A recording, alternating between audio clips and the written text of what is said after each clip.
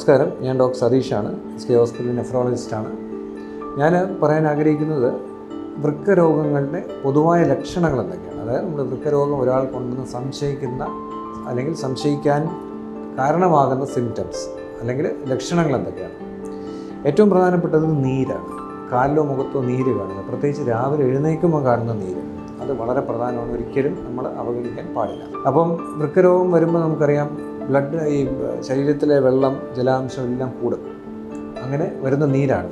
അപ്പോൾ കാലിലോ വയറിലോ മുഖത്തോ പ്രത്യേകിച്ച് രാവിലെ എഴുന്നേൽക്കുമ്പോൾ നീര് കാണുകയാണെങ്കിൽ ശ്രദ്ധിക്കുക.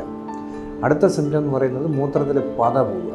മൂത്രത്തിൽ അമിതമായിട്ടുള്ള പത, അതായത് നമ്മൾ വാഷ് ചെയ്താലും പോകാത്ത രീതിയിലുള്ള പത കാണുക, അല്ലെങ്കിൽ രക്തമയം കാണുക, അല്ലെങ്കിൽ സ്മെല്ല് വരിക, മൂത്രത്തിൽ പഴുപ്പ്, യൂറിനറി ഇൻഫെക്ഷൻ വരിക, ഇതെല്ലാം കിഡ്നി രോഗങ്ങളുടെ, വൃക്കരോഗങ്ങളുടെ ലക്ഷണങ്ങളാണ്.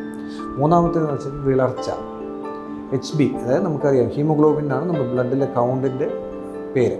ഹീമോഗ്ലോബിൻ എന്നുള്ളത് കുറഞ്ഞു വരുന്നു എന്നുള്ളത് ഒരു കിഡ്നി അസുഖത്തിൻ്റെ അല്ലെങ്കിൽ വൃക്കരോഗത്തിൻ്റെ ഒരു ലക്ഷണമാകാം. പല കാരണങ്ങൾ കൊണ്ട് കുറയാം, പക്ഷേ ഒരു പ്രധാനപ്പെട്ട റീസൺ വൃക്കരോഗമാണ്.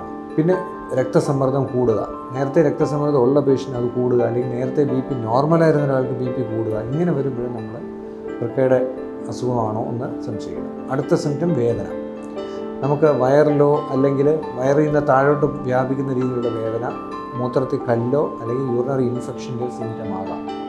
അതുണ്ടെങ്കിൽ നമ്മൾ ശ്രദ്ധിക്കണം. അതും പ്രധാനപ്പെട്ട ഒരു പ്രശ്നമാണ്. പിന്നുള്ളത് എല്ലുകളുടെ വേദന വരിക, ഫ്രാക്ചർ വരിക. കാരണം കിഡ്നിയുടെ അസുഖം വരുമ്പോൾ എല്ലുകളുടെ കട്ടി കുറയും, എല്ലുകളുടെ സാന്ദ്രത കുറയും, ഓസ്റ്റിയോപൊറോസിസ് എന്ന് പറയും. അങ്ങനെ വരുമ്പോൾ ഫ്രാക്ചർ വരാൻ സാധ്യതയുണ്ട്. അടുത്ത സിംറ്റം എന്ന് പറയുന്നത് ഓർമ്മപ്പശ. അതായത് രാവിലെ പകലുള്ള സമയം കൂടുതൽ ഉറങ്ങുക, രാത്രി ഉറങ്ങാൻ പറ്റാതിരിക്കുക. അത് വളരെ ഏർലി ആയിട്ടുള്ളൊരു സിംറ്റം. അതായത് വൃക്കയുടെ അസുഖം ബ്രെയിനിനെ ബാധിക്കുന്നതിൻ്റെ ആദ്യ സൂചനയാണ്. പിന്നെ ഛർദിൽ വരിക, വിട്ടുമാറാത്ത തലവേദന വരിക, തീരെ ഭക്ഷണം കഴിക്കാൻ പറ്റാത്ത രീതിയിൽ തീരെ വിശപ്പില്ലാതിരിക്കുക, ഇതും വൃക്കരോഗത്തിൻ്റെ സിംറ്റമാണ്. പിന്നെയുള്ള സിംറ്റം വരുന്നതെന്ന് പറയുന്നത് നെഞ്ചിടിപ്പ് വരാം, HB കുറഞ്ഞൊരു നെഞ്ചിടിപ്പ് വരാം.